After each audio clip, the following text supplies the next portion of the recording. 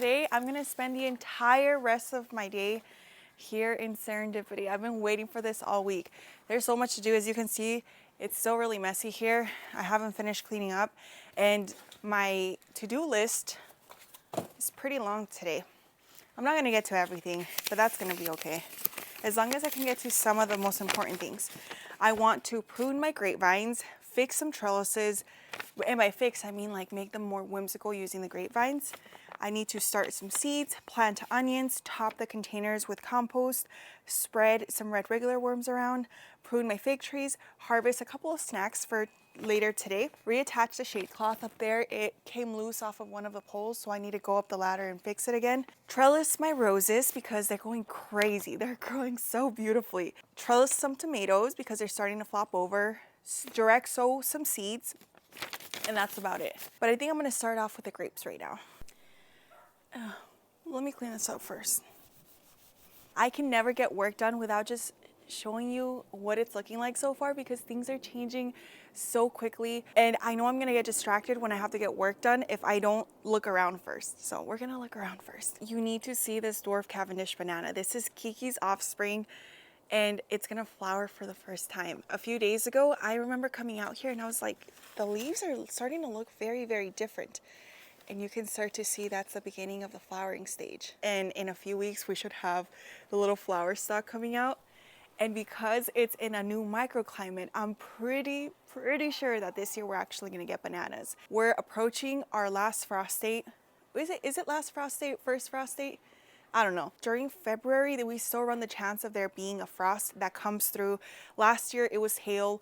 And right before the hail, literally days before, I had planted out all my tomato and pepper transplants. Last year, I lost a lot of seedlings to a frost that we had in February on Valentine's Day. So I'm waiting until after Valentine's Day to start planting out more things. And I don't have any seeds started this year, unfortunately, but that's okay because the garden is still growing like crazy and there's still a lot of stuff that I can direct. So the rest of the tropicals, like the avocados, are looking so beautiful. This one is a Little Cotto avocado. What else did I want to show you? The roses are also starting to look really, really pretty. These are some iceberg roses that I bought on clearance a few years ago, and they are definitely loving this weather. They're putting out a bunch of new growth, and there's bloom still on them, but eventually they'll get to a point where they'll be covered, just absolutely covered and adorned in white blooms. Look how pretty those are. One of my favorite things to look at is this arbor. The star jasmine is growing so much better, and as it continues filling out, it definitely gives a lot more of a whimsical feel to the garden. And then look at my mom's roses. These Don Juan roses are one of the older plants in the garden because I planted them in my first year of gardening, I believe. Those Don Juan climbing roses definitely took a while to start taking off, but look at them now. Look at those blooms. They're such a velvety, vibrant red color. If I show you from this point of view, you can see how the trellis is definitely filling out with all of the canes, but the canes have gotten so tall that I definitely need to tie them back. And then you can see a few holes in the shade cloth, and that's just because of the crazy winds that we've been having, and my shade structure started ripping through some of them because of some of the nails that somebody probably didn't drill incorrectly, or some of the screws. So that's my fault, but overall the shade cloth is holding up pretty good. I know that it's kind of weird that I have the shade cloth up still, and usually I take it down for the cooler months and then I put it back up as it starts warming up, but I wanted to experiment and see what would happen if I didn't take it down. Because, hold on, my arm's getting tired. I wanted to experiment this year to see how the garden would hold up if I left the shade cloth on, because it's just so tedious to take it off and then put it back up again. And it heats up so quickly here in the low desert that winter doesn't last for very long. And yes, the days do get shorter, but I just wanted to test it out and see how the garden would react. And so far, I think it's looking pretty good. For example, here's one of the beds. This is the shadiest bed basically all year round, and you can still see that things are growing pretty good in here. It definitely helped that I pruned back the peppers, and look at these tomatoes. They haven't fruited like some of the other ones throughout the garden, but they've been growing.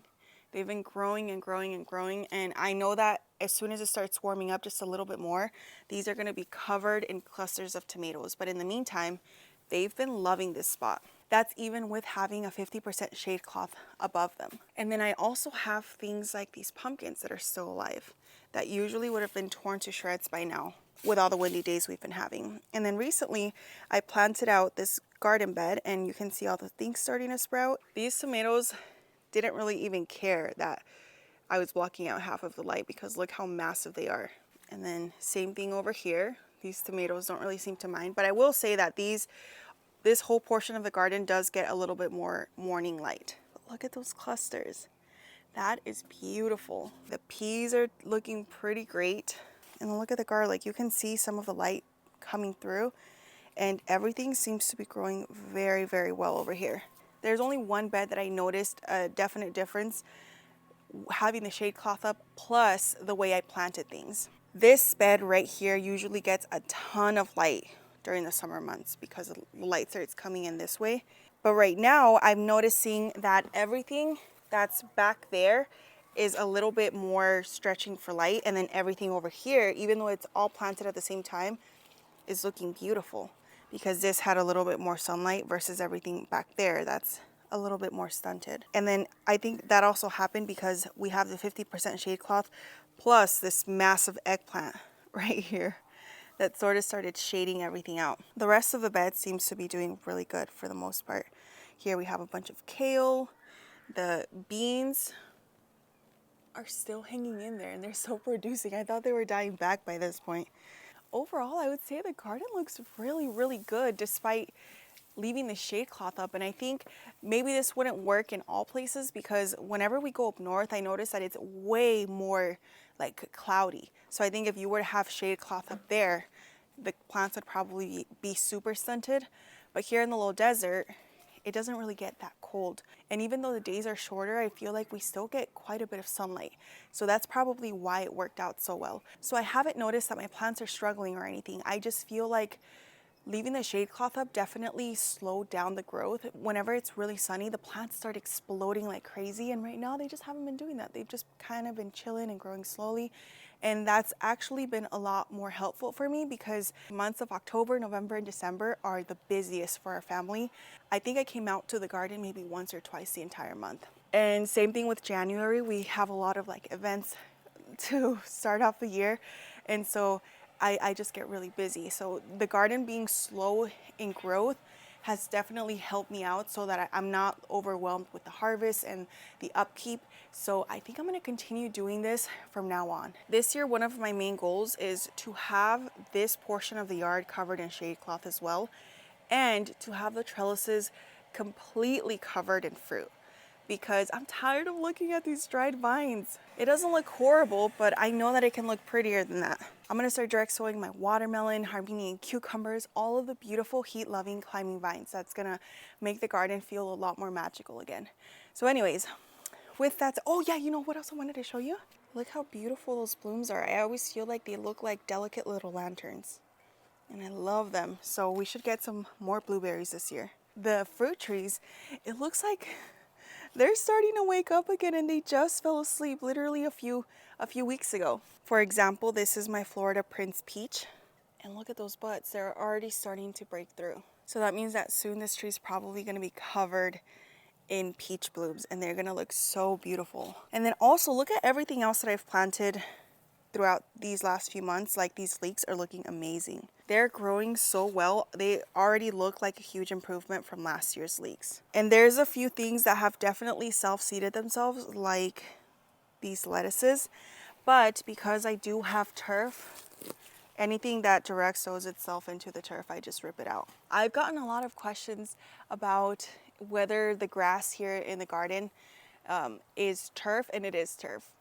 I know. We installed it at the same time that I started gardening. It was part of the whole backyard transformation. My husband, my brothers, my cousins all had to work together to be able to take it to the backyard and roll it out because it was extremely heavy. Before installing it, we were thinking about putting down pea gravel, and then we decided to just invest in this. And then after I started gardening and learning more about soil health and all of that, I was like, dang, I regret it so much. Even now I regret it and I wish I could just take it out, but we've only had it for a few years and it was really expensive, and I have so many containers that are super heavy on top of them, like hundreds of containers, that it would be extremely difficult for me to remove it. It would be really difficult for me to remove it with my husband.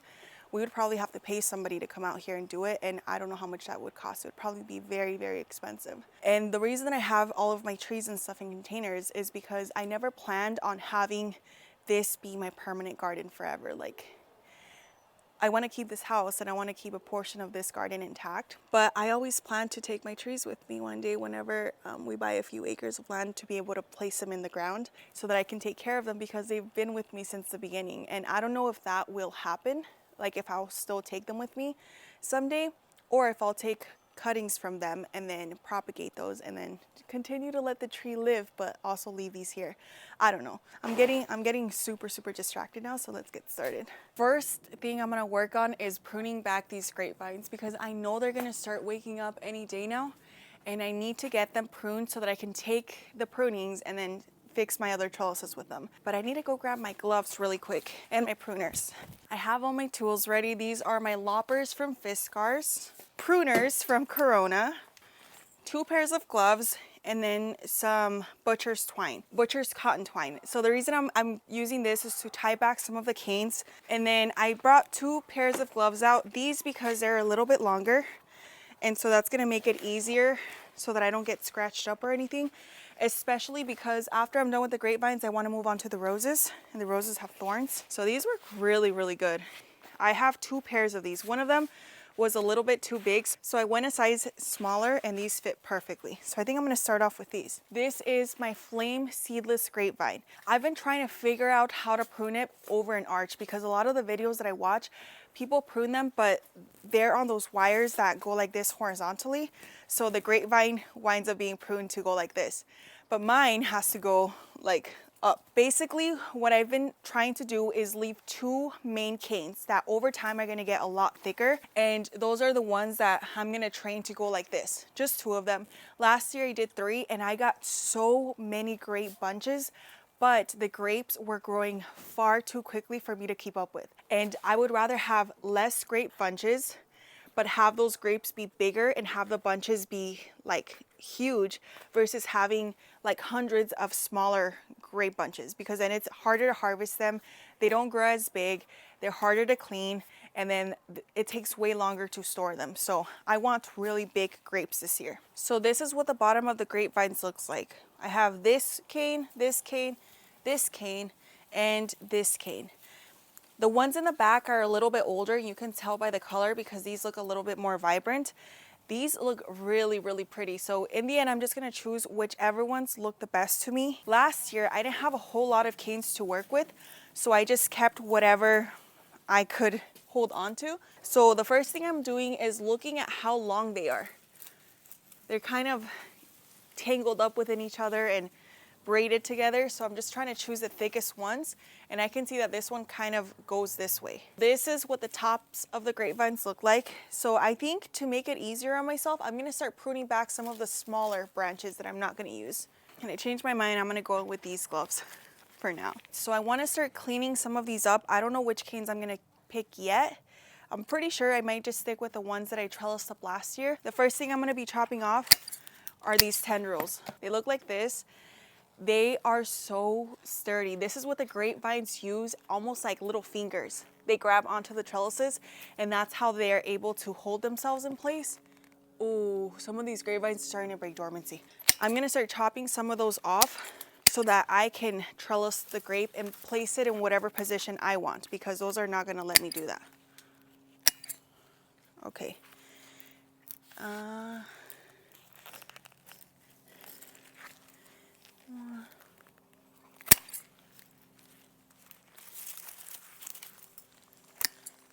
So I'm trying to get rid of those first. And then I want the canes to be about this long because I'm gonna reuse these right now. So I don't want to cut them too short.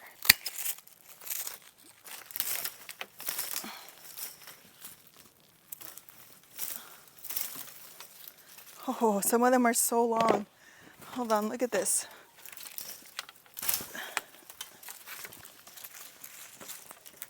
Nope, I can't pull it. It probably has a bunch of tendrils up here somewhere.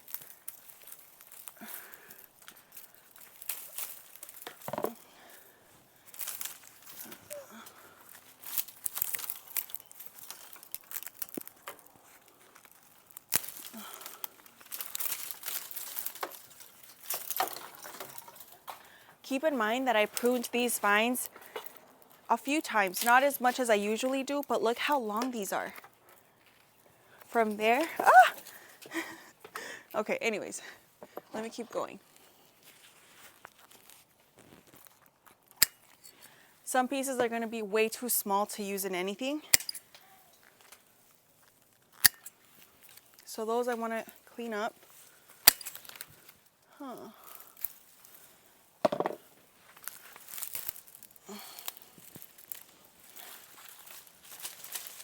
Okay.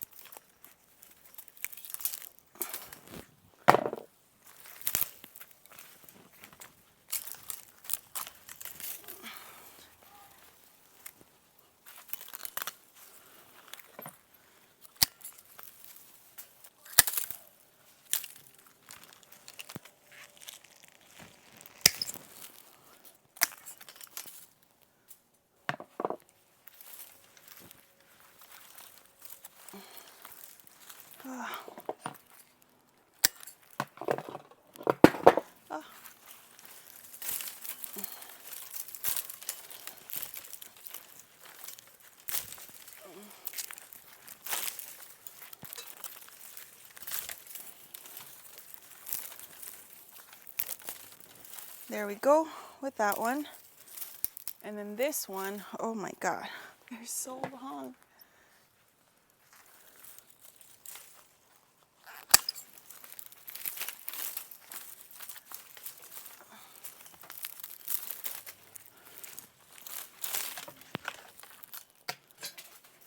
And then this one continues up there, but it also continues over here.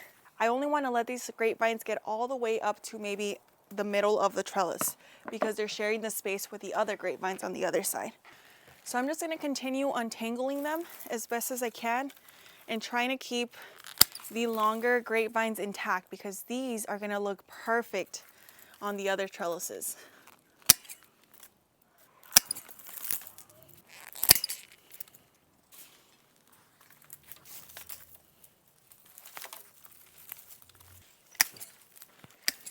If you have any good tips on how to trellis grapevines on arch trellises, let me know because I'm still learning, so there might be even better methods, but this is just what has worked for me because I really want that whimsical fairy tale look with the grapevines dangling down. And last year I was able to see it, and the biggest mistake that I made was not thinning out my grapes, like the grape bunches, and I think that's basically the biggest mistake that I made last year. I think just kind of greedy. I wanted every single grape bunch. I didn't want to let go of any of them because I was like, the more grapes, the better. But I definitely learned that that's not always the case. More grape bunches doesn't always mean better grapes.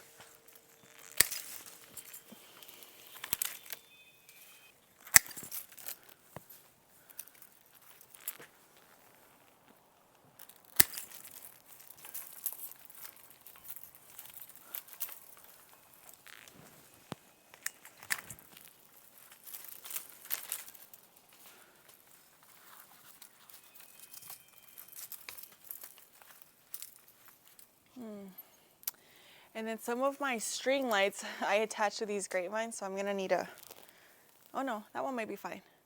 I'll have to see.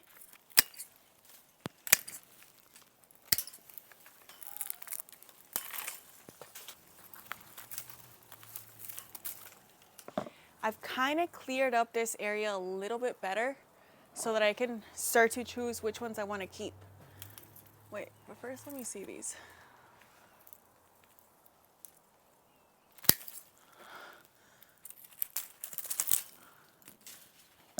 Let me head back down. Well, actually,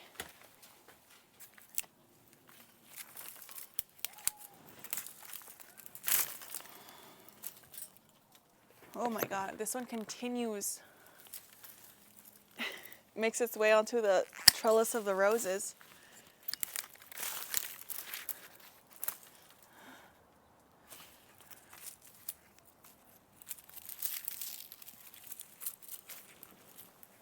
Maybe up to here.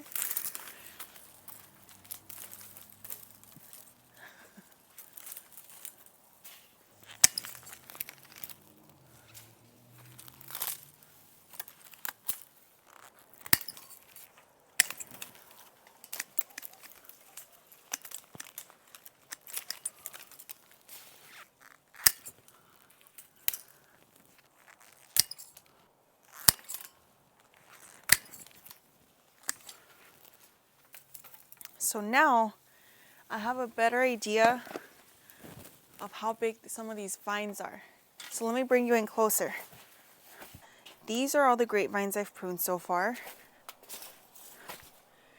And I think this is already starting to look so much cleaner. So now I'm gonna come back down here and I need to figure out which grapevines I want to keep. Whichever canes, which is like the arms of the grapes, whichever arms I keep are gonna be the permanent arms of these grapevines because I want them to get bigger and sturdier and more mature over time. So if I keep the newer ones, it's almost like I'm starting a little bit more fresh, but these I know have already fruited. They're a little bit more established, so they might just work better, but I don't know. I still need to see. Over time, this is what they're gonna start turning into. You see how thick they start to become?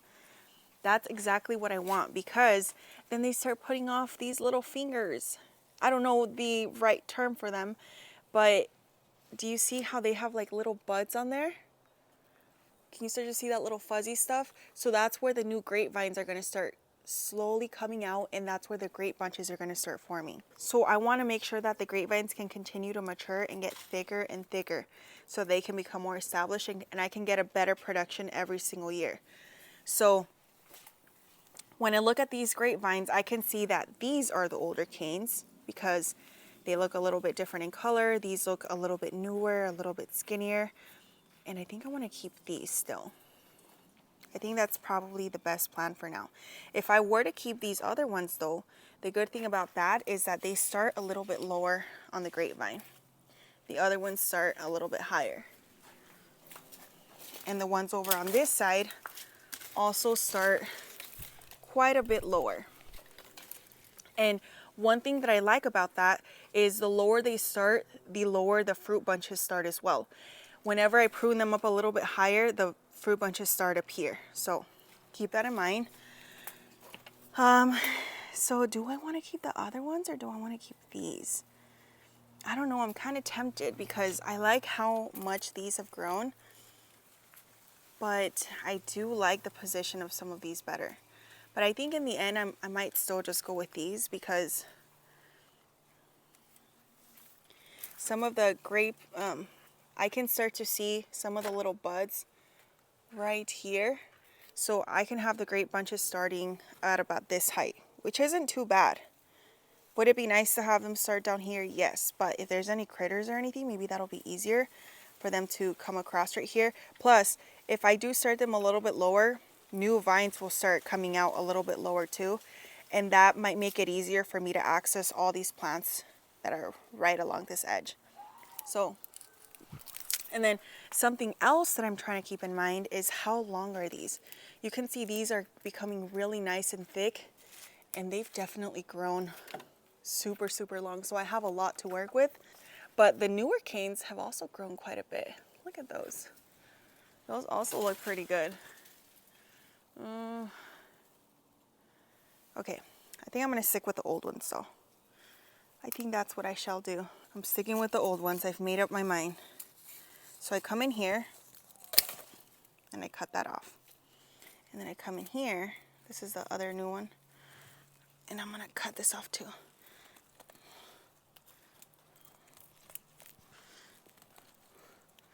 This probably would be better with my pruners, with my loppers.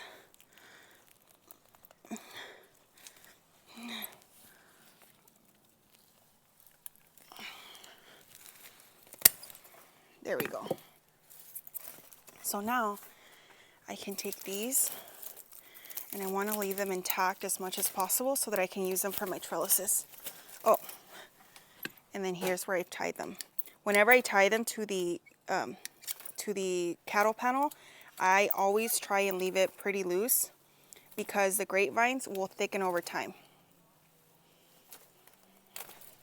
Here's a good example. Can you see this? I had tied it and I thought I had left it loose enough, but clearly I hadn't, because you can see this indentation right here where the grapevine was being kind of like strangled in that little section. So keep that in mind whenever you're tying them back. You can use something that's maybe a little bit more stretchy, but if you're not, just make sure you leave enough room. So I need to keep that in mind whenever I'm tying these back, and I could probably try and find something that's a little bit more stretchy, but I like the cotton twine because it's really inexpensive. I get a lot of it, and the only thing I have to remember is to not tie it so tightly, and it works pretty good. These are so long.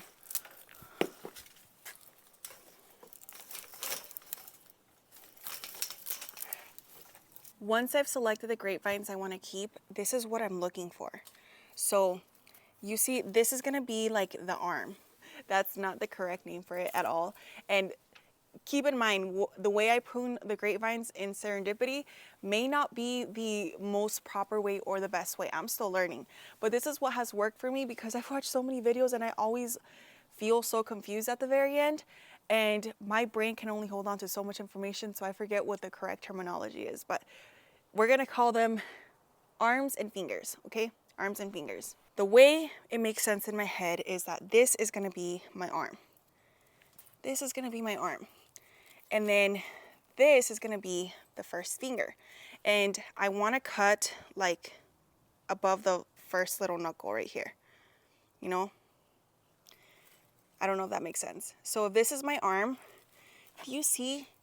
So if this is the arm, do you see this little thing right here? It looks like a little knob almost. Okay, I want to go up to the next one. This one right here. And you can see because it's a little bit rounder. And if I come around this way, you can start to see like little buds popping out right here. They look like little, almost like knuckles. So I'm gonna cut it probably right here. So I count arm, knuckle, and then cut. Arm, I don't count this one right here. I count the next one, and then I cut. Right there. So I'm still left with a teeny tiny little bud. And here's another example. Arm, the first knuckle of my fingers, and then I cut. So I don't count this because I just feel like this is the connection. I picture it like it's that connection, you know? And then I just cut like the first knuckle, which is this one right here. And that's the way it makes sense in my head.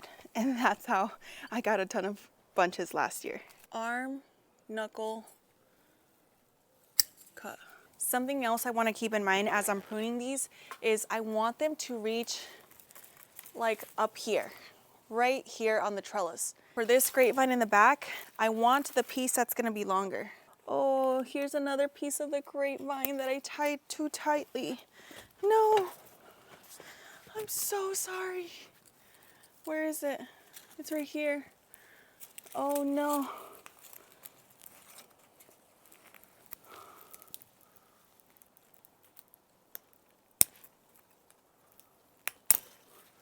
Oh my God. Okay, there. Knuckle. Like right there. And then I want to see how long it's gonna stay, maybe like up to here. And now that I have my grapevines pruned for the most part, I'm gonna start attaching them to the trellis in whichever shape I want.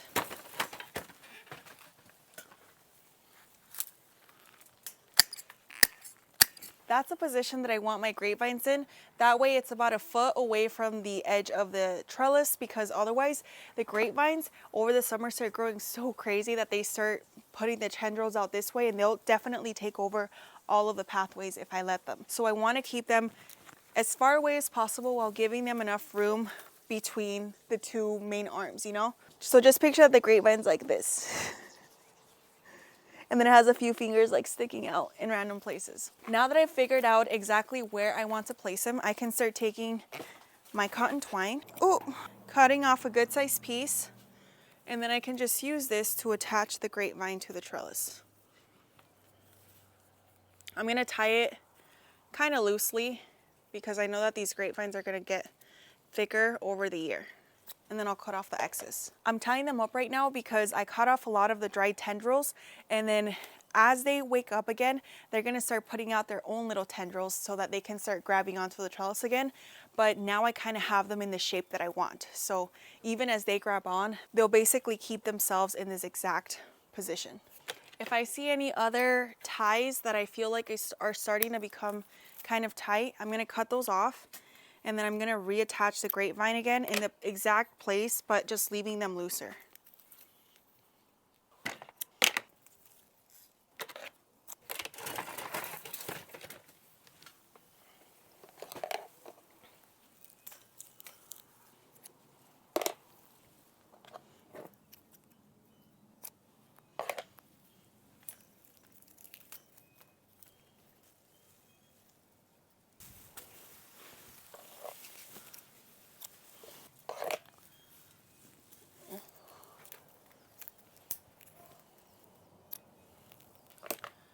Okay, I think that looks pretty good. Oh my gosh, this trellis is done now. Oh, how pretty. Okay, look. It's a lot tidier now. You can see just 2 grapevines on each side, 2 arms going like this. And then eventually you're gonna have the grapes just dangling down in bunches. And it looks a lot tidier. On this side, you might be able to tell the grapevines are a lot thicker because this grapevine took off a lot faster than this one did. This one took a few years for it to start growing at all. This one I bought from Walmart for $5. This one I bought from a nursery in Texas for, I don't remember the price, but shipping was really expensive. So the $5 one for me has produced way more. It has taken off a lot faster. But both of them look beautiful, and I'm happy to have both in the garden. Both varieties are the Flame Seedless Grapevine, which produces some really nice purplish, reddish grapes like the kind that you find at the store. And they're really sweet, so you can eat them fresh. So, so excited. Okay, now that I'm done with these, I'm gonna start taking the grapevines that I'm gonna use for the trellises, and look how long these are. They're taller than me. And I wanted to keep them as long as possible because I'm gonna use them to make some trellises in the garden look a lot more whimsical. But before I get to that, I'm actually gonna prune the other grapevines. That way I have all the canes ready to go. These are a completely different type of grapevine. This is called the Thompson's Green Grapevine. And I have to prune these a little bit more different than I did the Flame Seedless, because with the other ones, I want 2 arms, right? And over time, those arms will just keep getting bigger and more mature. And that's gonna help me with the grape production. But with these, it's different. These, like the newer arms, they basically swap them out every single year. If I were to keep the old ones, my production would go down significantly because the grapes just get trained differently. Because the grapes get pruned differently. These are, I believe it's called cane pruning. For the red variety, it's called spur pruning. So I feel like the Flame Seedless, for me personally, are a lot easier to prune than these, but we're gonna get started regardless.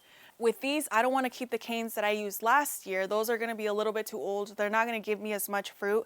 I want some new, fresh canes. Some really nice looking new fresh canes. So I need to figure out which ones those are because I don't know. There's so many to choose from. But let me bring you a little closer so I can show you what I'm looking for. So this is what the grapevines look like on this side. These are the older canes from last year. You can tell by just how thick and older they look. Look at those. And then these are a little bit older too. But then in the back, you can see the difference between this one and this one. This one just looks a lot newer. And same thing over here. Look at this. This one looks really nice and smooth. This one I can tell is definitely a newer vine. So I might want to go for some of those. And I think I want to keep 2, just like the other trellis. And then that's the same thing over here. You can see some of the older grapevines are a little bit darker in color. They're a little bit stiffer. They're kind of peeling. The newer ones are gonna look kind of like this. Like, look at these. Look at this. It's nice and smooth.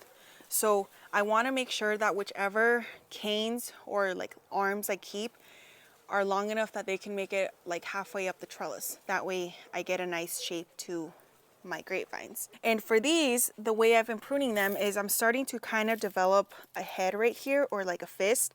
And each year I let 2 fingers, my hands are really dry, I let 2 fingers go like this, and then the next year I chop them down and I let 2 more fingers grow, you know, the newer fingers. Does that make sense? I don't want to keep the same 2 fingers because otherwise those will continue getting thicker and thicker and I won't get as much production. I want it to be nice and fresh. I hope this is making sense. Look, I'm not a teacher when it comes to this stuff, and I'm probably not doing it right. People, professionals are probably like gasping right now. But this is just what works for me because I watch so many videos, like I've said before, and I'm always left, and I'm still left feeling confused. So this is how I've been pruning my grapevines.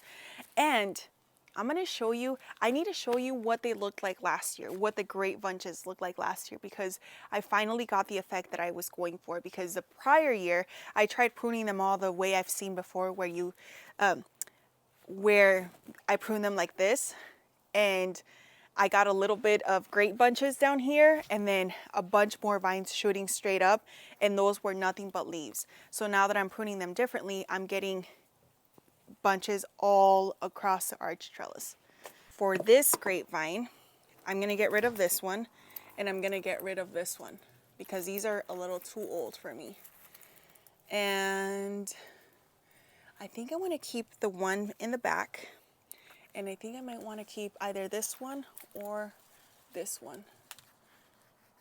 Maybe this one. I want to keep the smoother ones for right now. Okay, so first I'm going to get rid of any vines that I know I'm not going to keep for sure. Like those.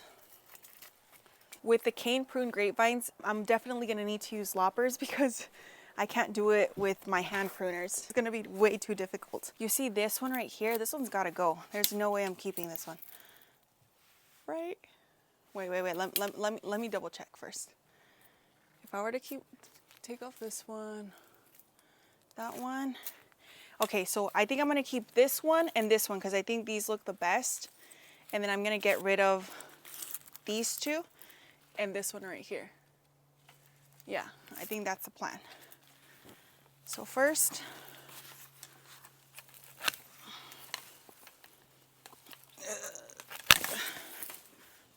there's that one.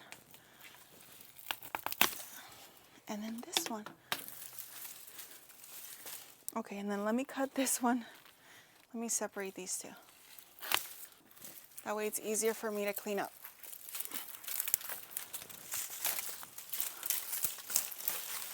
So you see, now that they're detached, it's easier to see which ones I kept. And I guess this one I could cut down just a little bit more. There we go.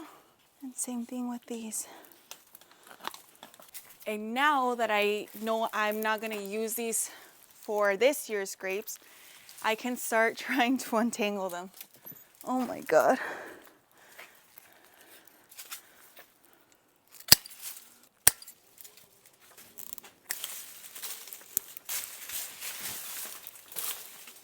You see how long they are? These things are huge.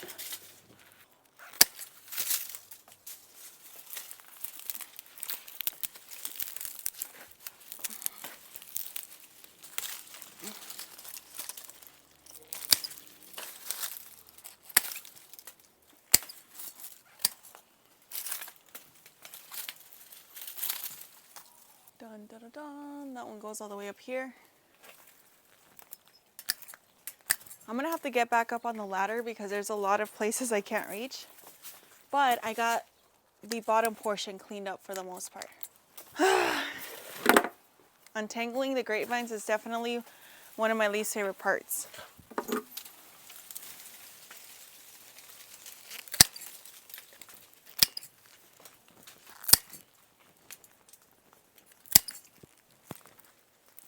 And I'm pruning off these pieces just to make it easier to untangle.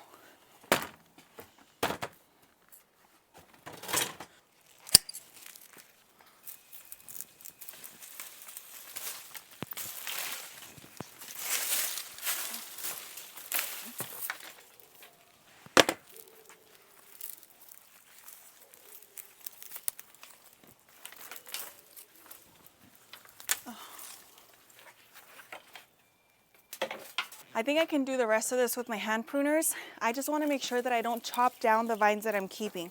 So I'm always looking down to see where they're starting from so that I don't accidentally chop them down. Oh.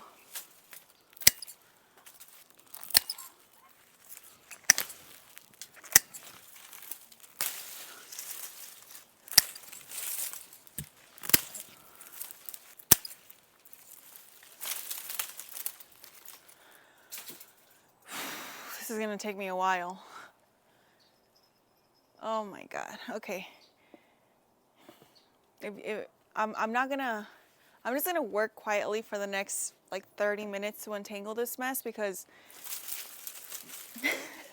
I'm gonna be here forever. But it's okay, it'll be worth it.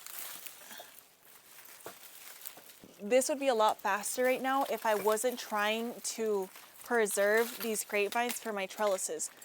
Usually every year what I do is I chop them up into smaller pieces as I'm working because that makes the whole process way, way faster. But because I want to repurpose these grapevines, I want to make sure that I keep them as long as I possibly can because that's going to look so beautiful on the other trellises that I made.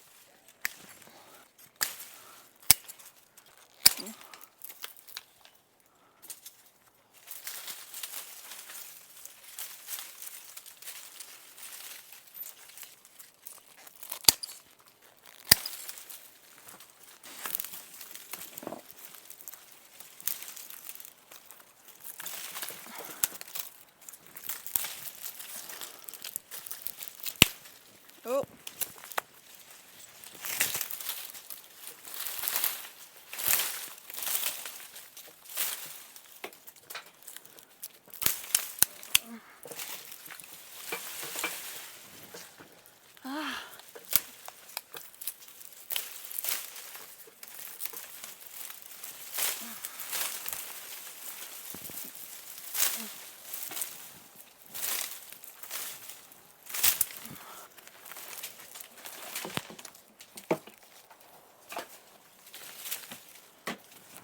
Okay, let's see. This one, am I keeping it? Nope. Okay.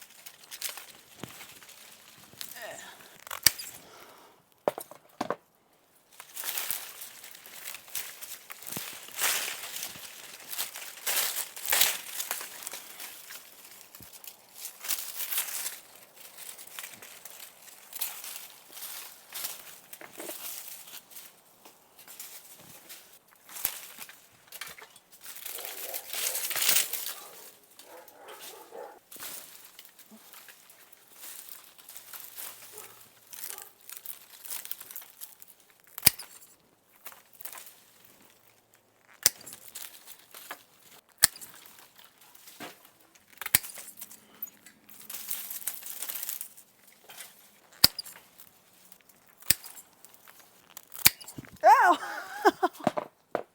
Ow! Ow, that hurt. You ass. This is taking so freaking long. Okay, now that I showed you which ones I'm keeping, I'm gonna do it in time lapse because this is gonna take me a while. my camera's gonna die before I'm done. I think one of the biggest mistakes I made when it came to trying to harvest these grapevines, because usually I just harvest the fruit and the grapevines get chopped up and then tossed away and some of them get propagated, but I don't need them to stay in really long pieces like I do this time around. So I feel like last year when I first got the idea to use these grapevines to wrap around the trellises, I should have thought about it a little bit more and maybe taken the time throughout the year to tie the grapevines in a way that would make them a lot easier to harvest. And by that, I mean not winding them in and out of the cattle panel trellis, because the cattle panel trellis has a ton of little openings, and it makes sense why grapevines are usually trained on a wire trellis, because then it's very easy to go through and untangle the grapevines or chop them down. But I personally just love the way that they look on arched trellises. I think they give a very whimsical feel to any garden. And so next time around, what I plan to do differently is come out to the garden every week or 2 weeks and tie the grapevines up in a way that will make it easier for me to harvest come winter time, so that I'm able to just chop them down and I don't have to weave them in and out of the cattle panel, because once they lignify or become woody, it's a lot more difficult, and the grapevines grow very, very crazy, very, very fast here in the low desert. They love the heat. So I just need to stay on top of that so that I don't have to spend over an hour untangling one trellis next year. I feel like that was just the most time consuming part and a portion of the process that I definitely didn't enjoy. Usually, if I'm working on really big tasks, I like putting on a podcast or listening to music. But whenever I'm filming, I can't do that for copyright reasons, which makes the process so much more tedious and longer and not as enjoyable. So if you're doing this at home, I would recommend just putting on a podcast or your favorite show or something and just going to town pruning the grapevines and taking your time. But I will say that I knew this was all going to be worth it. Now that I have all of my grapevines pruned, which by the way took forever, I'm glad I did it in time lapse, because otherwise, I feel like my body's starting to ache a little bit just from pruning the grapevines, because it's really hard lignified vines and it takes quite a bit of like energy to do. But now that I'm done with that, I have all of these leftover grapevines that are super freaking long. Usually what I would do is just chop them down into smaller pieces, and then I would propagate some, and then the rest of them I would just have to throw away.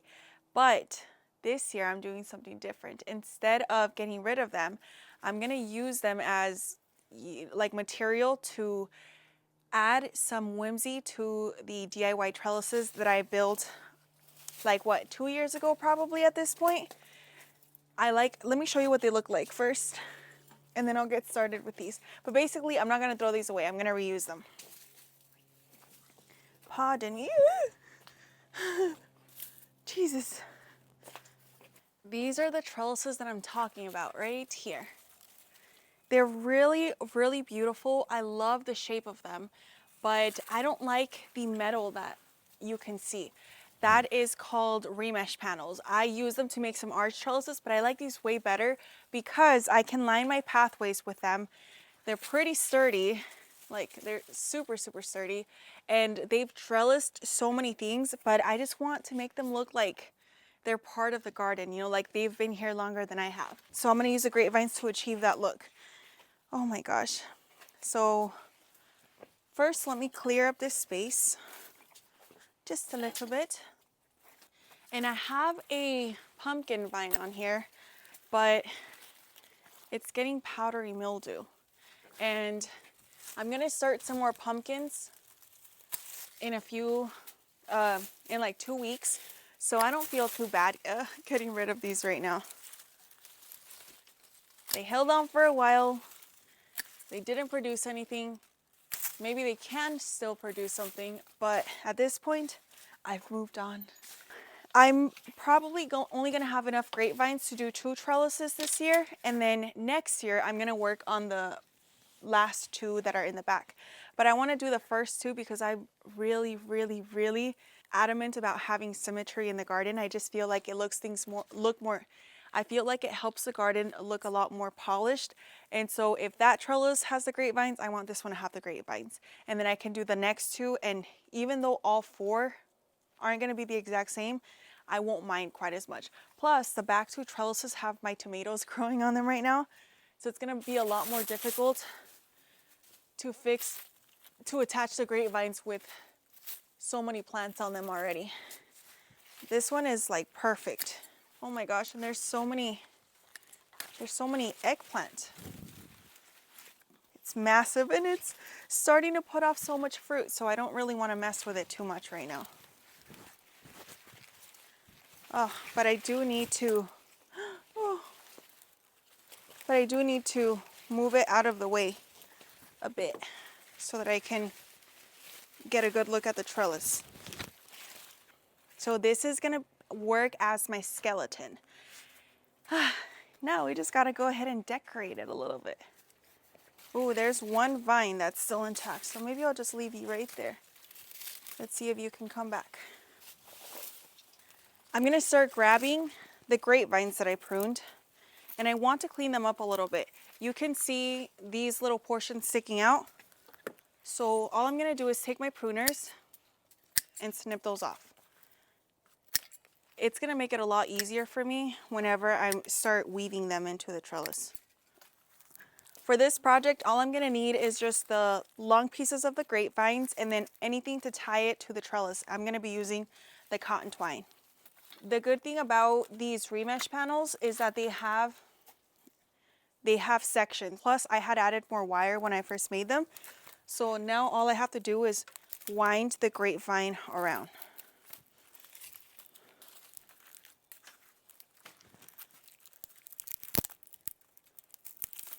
Like this. I could just attach them straight, but I feel like when they're wound around, it just makes it look more whimsical. Let me grab the ladder. Okay.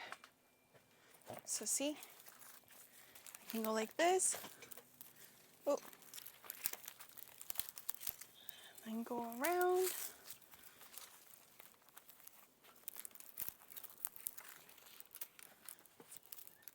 To keep them in place, I just weave them through the trellis.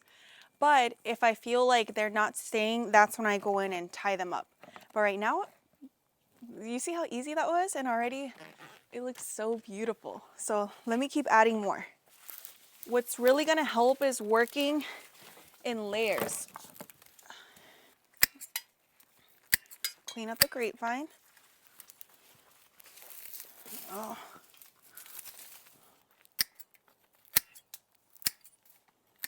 Here's another good one. And I like to work, because my trellis crosses at the top, I like to work like this and then do the other side. That way I can get a bit more of an even distribution of vines.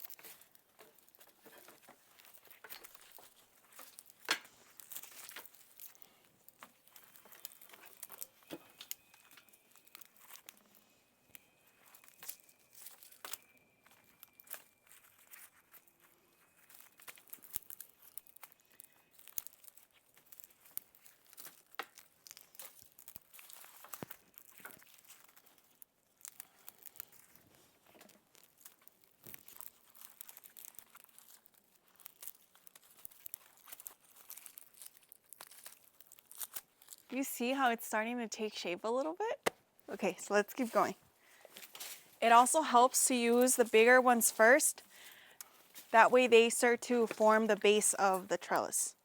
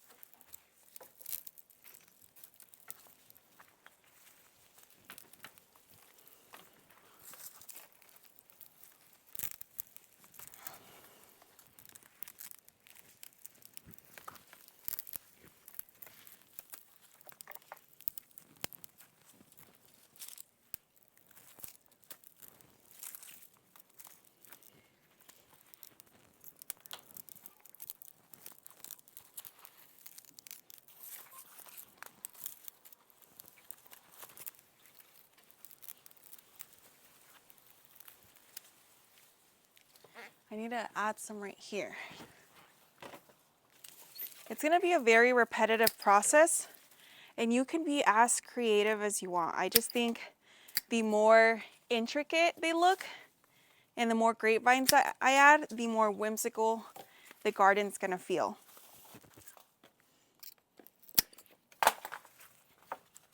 So let me go back to this side.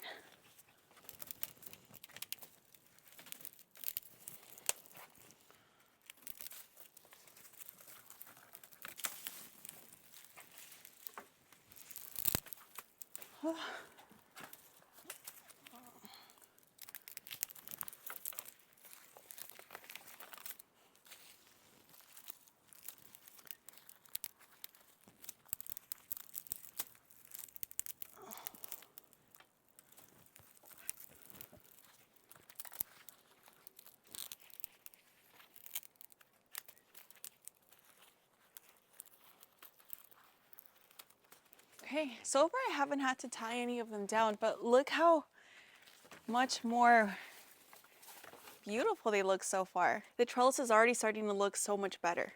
And the wire kind of disappears and your eyes start to focus more on the grapevines. Something else that I try to keep in mind as I'm doing this is I try and make sure that the grapevines are going in all kinds of different directions so that it gives more of that illusion that they're winding around the trellis. For example, right here, one of them, if one of the grapevines is starting to go like this, I make sure that the other one is going kind of like the opposite way.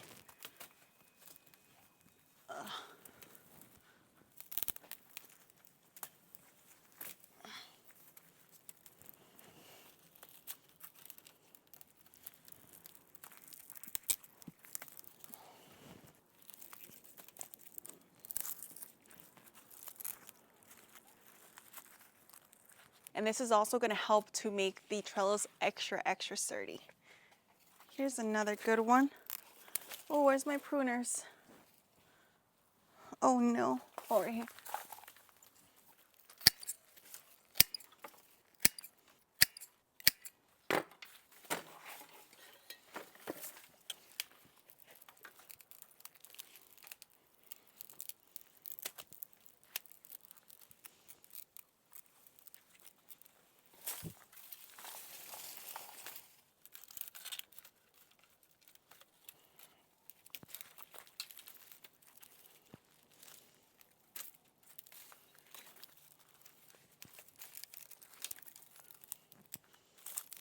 Ow.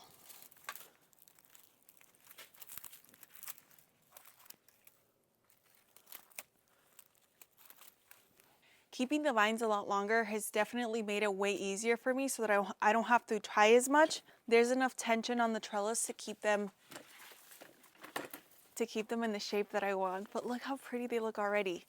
We're not even close to being done. And over the years, I'm just gonna keep adding to them so that ultimately it's just gonna look like these grapevines have just been here.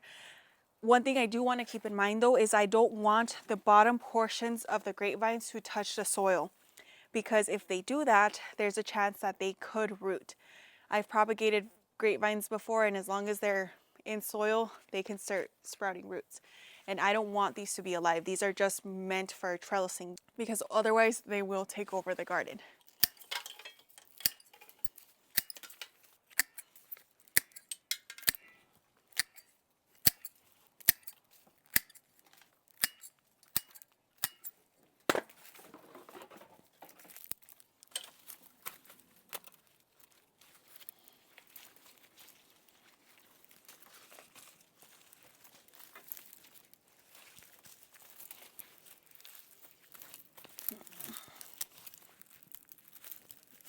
Oh.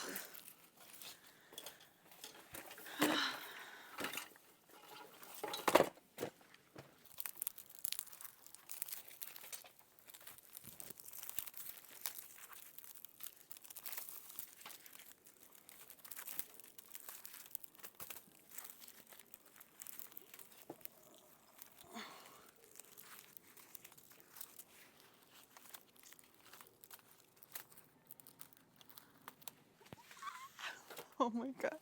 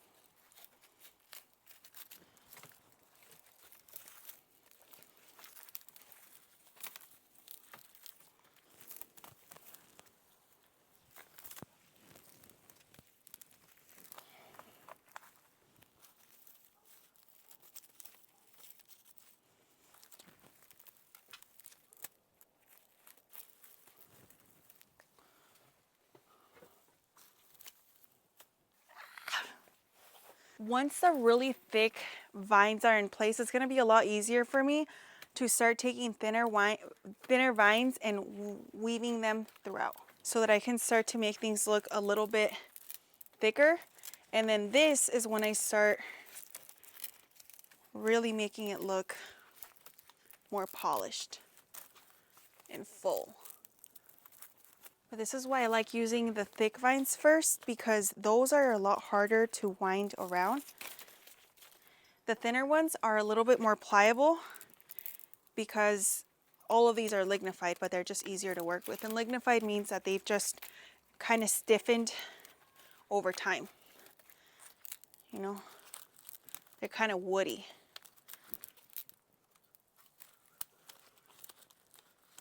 You see how it's starting to take shape? Oh my goodness. Here's another good one. Let's put you over here. Oh.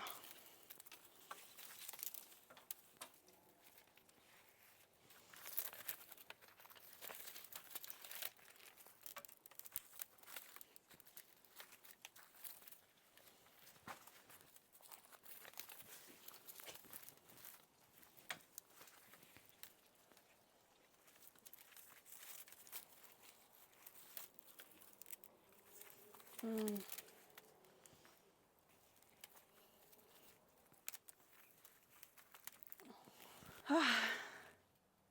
exhausted. I'm gonna pause because it's lunchtime. My husband made lasagna and potatoes. Hold on, let me go wash my hands real quick. Dun, dun, dun, dun. I got some Kool-Aid too.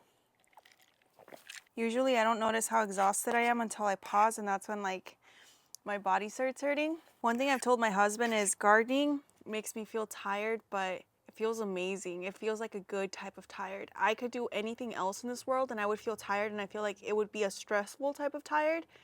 But gardening is a tired where I go to sleep and I can sleep like a baby. I feel so accomplished.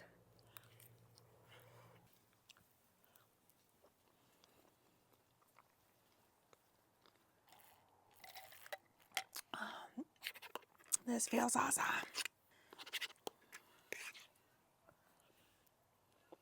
I wish it was like this all year round. I would live out here. I do get down a little bit whenever I'm not able to come out to the garden every single day like I used to. But I think it's just a new season of life. I've been having a really busy mom life recently. That means sometimes I have less time to do some of the things that I love the most, like gardening. It helps me cherish days like today when I get to be out here all day working. And for me, honestly, gardening, no matter how difficult the work is, doesn't feel like work. It feels like I'm playing outside.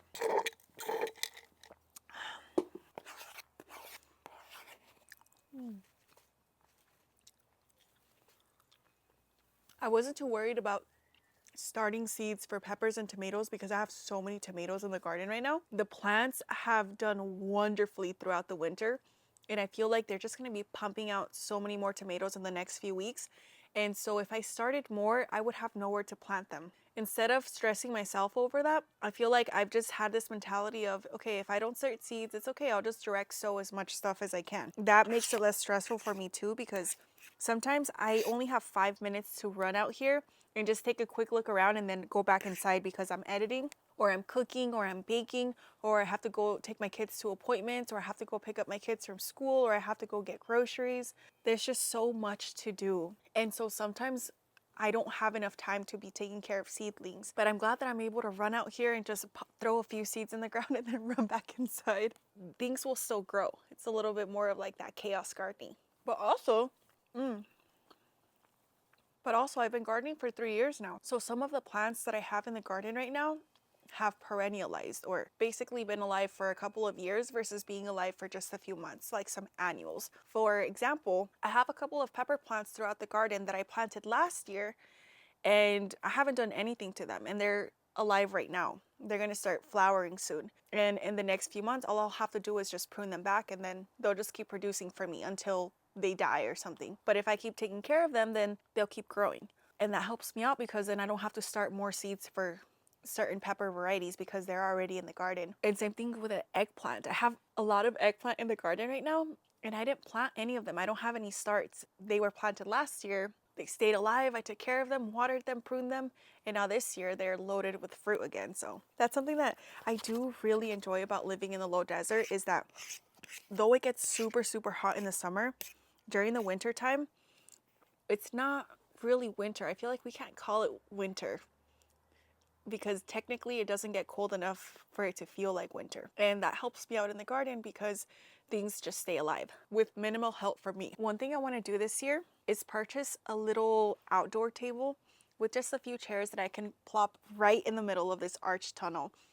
That way I can come out here in the evenings and read a book. I haven't read a book for myself in what feels like forever. So I can come out here, read a book, have some masala chai.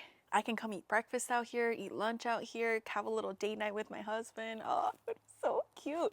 But first I have to get the garden back to looking tidy. So let me go keep working on the grapevines. But that's one of my goals for this year. Time to get back to work. I feel like I gotta stretch though. I'm tired. Even if I don't get to anything else in the garden today, as long as the grapevines are pruned and the trellises are done, that's gonna make the rest of the week so much easier because all the other stuff is a lot less labor intensive.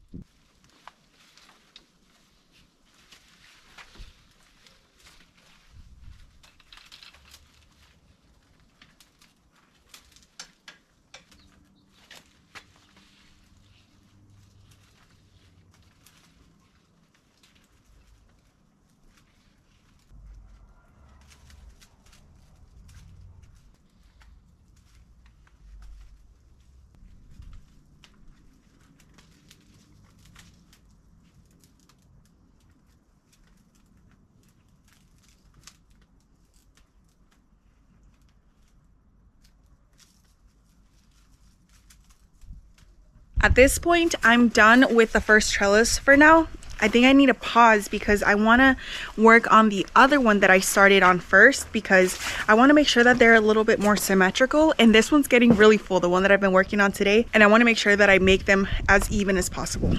So this is the one I worked on today. There's one little piece up there that I need to prune because I don't like how straight it is, but for the most part, look how gorgeous that looks. Straight up looks like it's out of a fairy tale. And then this is the first one that I worked on. It's still pretty, but you can tell that it's definitely not as full, and so it needs a little bit more vines to fill it out and make it look more like the other one. I think I'm done. I'm done with the grapevines for today, but I have about 2 more hours before the sun goes down. So I'm gonna try and just quietly get as much work done as possible so that I'm not feeling so stressed out throughout the week. But let me show you the trellises. This is the first one. Look how beautiful it looks. Doesn't that look way more whimsical now? And here's a close-up of the grapevines. Look how lovely that is. Same thing over here. So now the last thing I'm checking for is to make sure that none of the grapevines are touching the soil. This one was an old squash vine, so I'm just gonna leave it there. But everything else should be a little bit more suspended in the air. You see this one right here is touching the soil, so let me get my pruners because life always finds a way, and these grapevines will definitely start rooting if I don't keep them in check. Where did I leave my pruners? Oh, darn it. I don't know where I left them. This grapevine is too close to the soil for my liking. The rest of them all look good. This is the second trellis. Look how beautiful that looks. it looks a lot more full. If I come back here, you can see the two trellises. The symmetry going on is exactly what I wanted. And even though these aren't done yet, I don't mind because there's still symmetry going on. I still have a lot of grapevines all over the floor, but they're smaller pieces that I don't really want to add. You know, they kind of look like this. I use as much as I was going to use. I could try and propagate some, but I feel like a lot of them are just really, really thin. Plus, I didn't like separate the flame seedless and the Thompson's green grapevines. And I don't really feel like propagating any this year. It's time for a snack break. And I'm having hot Cheetos with a pickle. The hot Cheetos are gonna kill my stomach, but it's all good.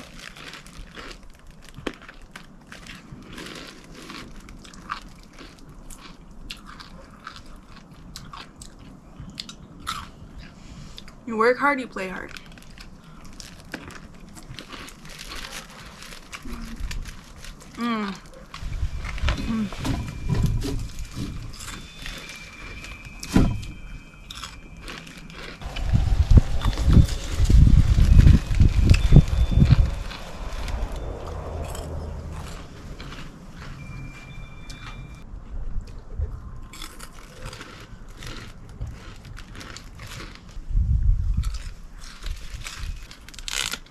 Snack time is over. Time to get back to the garden.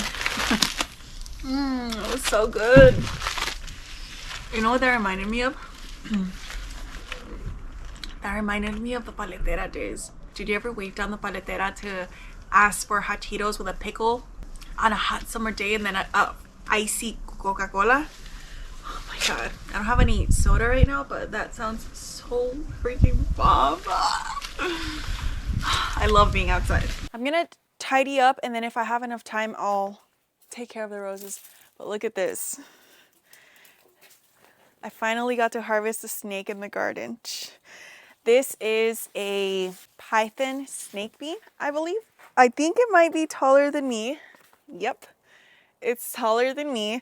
And we're not gonna eat this one. When I first grew it, I was planning to eat it, but then I changed my mind because this is the only one that the whole vine produced, and I think I used up all the seeds.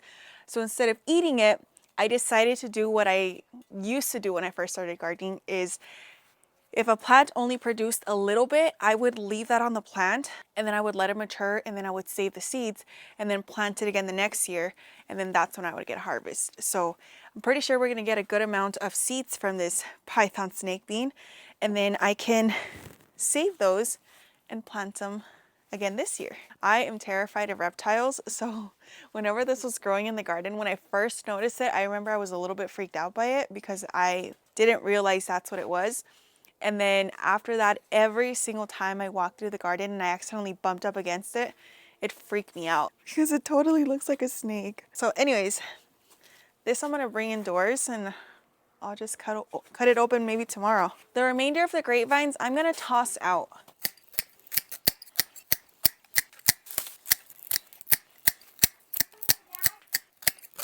Where's my broom? I have a garden broom, but I can't seem to find it. Oh, it's here. Never mind.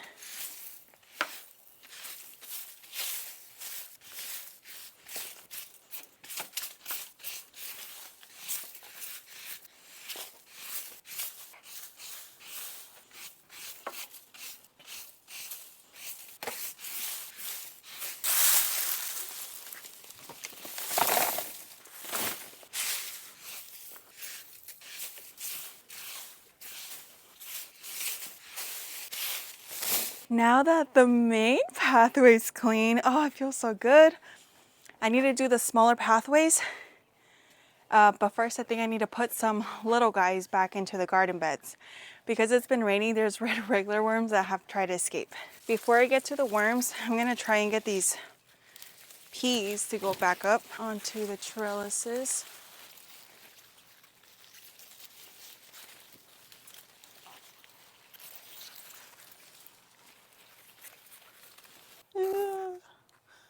Are you guys kidding me right now? Oh, good gracious. All of this that you see right here is just their poop. Oh, and there's more right here. Yeah. Bro, ow. Okay. I need you guys to cooperate. It's gonna heat up. You guys are not good. They're good. They're okay, look.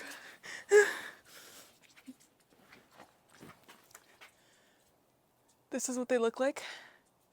Okay, no, they're moving. I can't take it. I can't take it. Okay, I'm gonna dump them into the garden bed. Ugh. Whenever it rains, the vibration of the rain makes them come out. They did the same thing when I had them indoors. Whenever the washing machine would come on, they would all, and you know when it does like the spinning cycle, they would all start trying to go to the top. So I know that there was one right over here somewhere. Maybe it went back. No, it's still there. Okay. It kind of dug itself back in there. So I'm just going to let it be.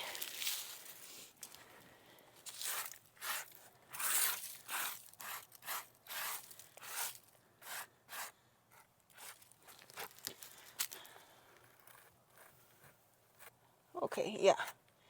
It's basically, it dug itself into the space in between the pavers. So that's fine. As long as it's safe and nobody can step on it, I'm cool with that. Now I can sweep.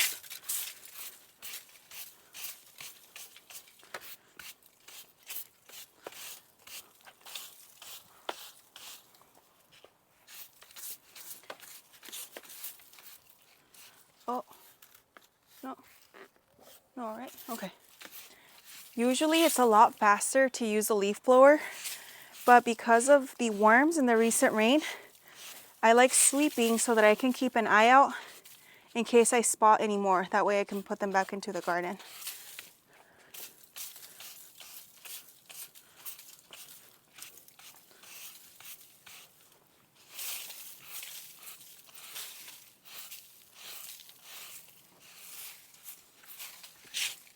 And all of this I usually dump out into the garden beds, but because I have a few containers that I want to top off with compost, I'm actually going to dump them in there.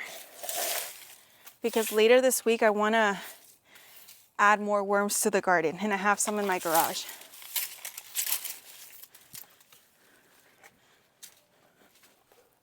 This is all from the very last time that I cleaned up the garden. I think there's like a super ripe tomato over here. Well, almost ripe.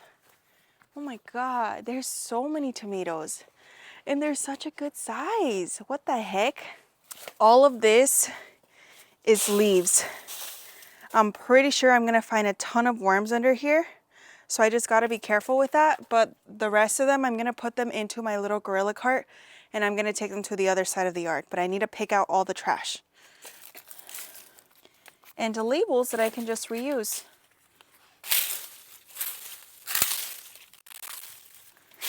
There's definitely going to be lots and lots of worms here.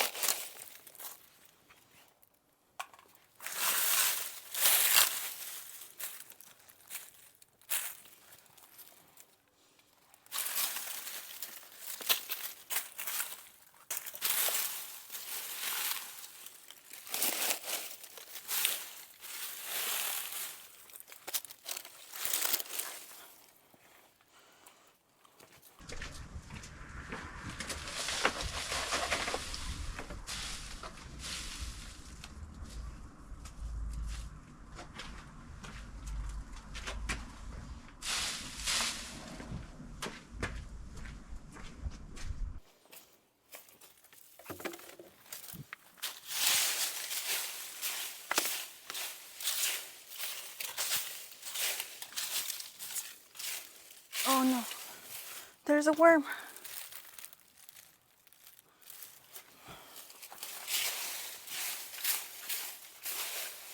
Uh-oh.